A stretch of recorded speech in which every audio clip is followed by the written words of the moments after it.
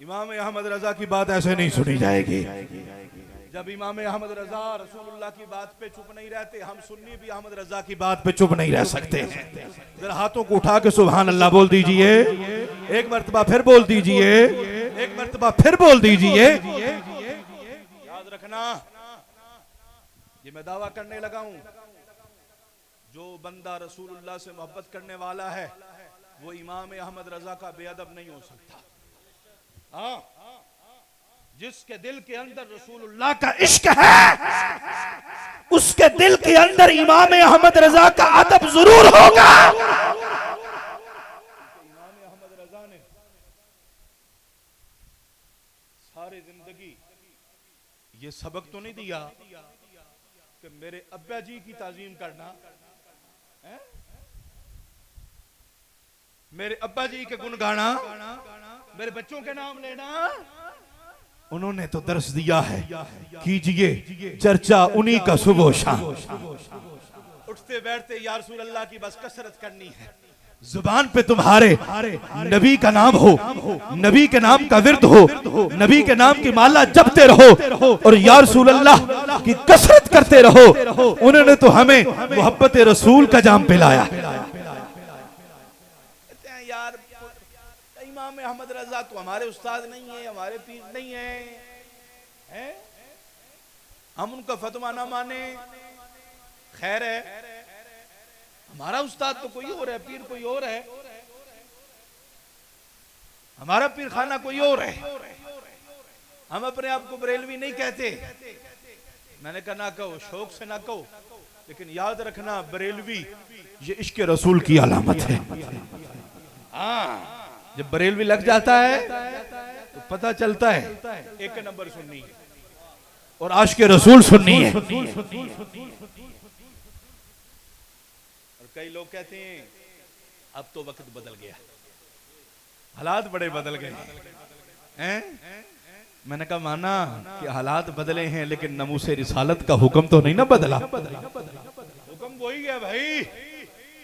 हाँ, जो 1400 साल पहले हुक्म था ना, इब्ने खतल गुस्ताखे रसूल, मक्का फतह हुआ, मुस्तफा ने फरमाया इस गुस्ताख को पकड़ो। सहाबा जो दौड़े ना उसके पीछे, उसने काबे में पनाह ले ली, काबे के अंदर छुप गया, काबे के पर्दों में छुप गया। वो तो काबे में छुप गया है, पर्दों में पनाह ले ली है। फरमाया जिसको हम पनाह नहीं देते कभी भी पनाह नहीं देगा उसको। उधर ही पकड़ लो, दबोच लो उस गुस्ताख को। यही फिक्र है इमाम अहमद रजा की। इमाम अहमद रजा को नई फिक्र नहीं लेकर आए, वो सहाबा की फिक्र का नाम फिक्र रजा है। वो अहले बैत अतहार की फिक्र का नाम फिक्र अहमद रजा है। वो 1400 साल से जो मुहद्दिसीन, मुफक्किरीन, फुक़हा, उलमा, औलिया और अकाबिरीन अहले सुन्नत की फिक्र का नाम ही फिक्र रजा है। तुमने क्या समझा है?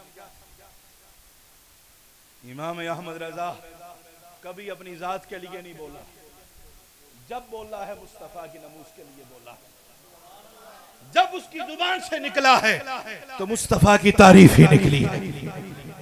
और खुदा की कसम इमाम अहमद रजा फना फिर रसूल के मकाम पर फाइज हो गए थे।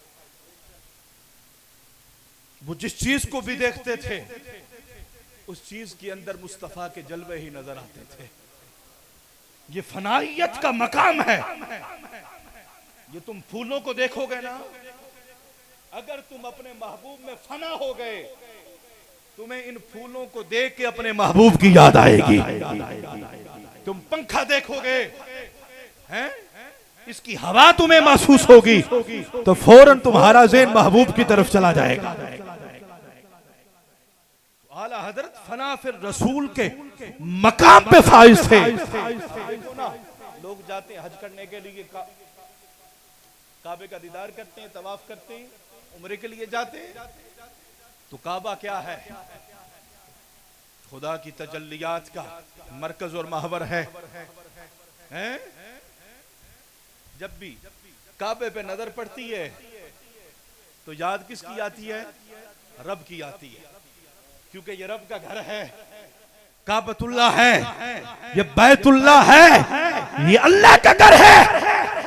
जिसकी भी नजर पड़ी जहन फौरन खुदा की तरफ गया, अल्लाह की याद आई। एक इमाम अहमद रजा है, उसकी जब नजर काबे पे पड़ी, चूंकि फनाफिर रसूल के मकाम पे फाइज थे, कहने लगे हाजियों आओ शहनशाह का रोजा देखो। वो यारे काबा तो देख चुके, तो अब काबे का भी काबा देखो। और फरमाने लगे गौर से सुन तू रजा, काबे से आती है सदा। गौर से सुन तू रजा, काबे से आती है सदा। मेरी आंखों से मेरे प्यारे का रोजा देखो।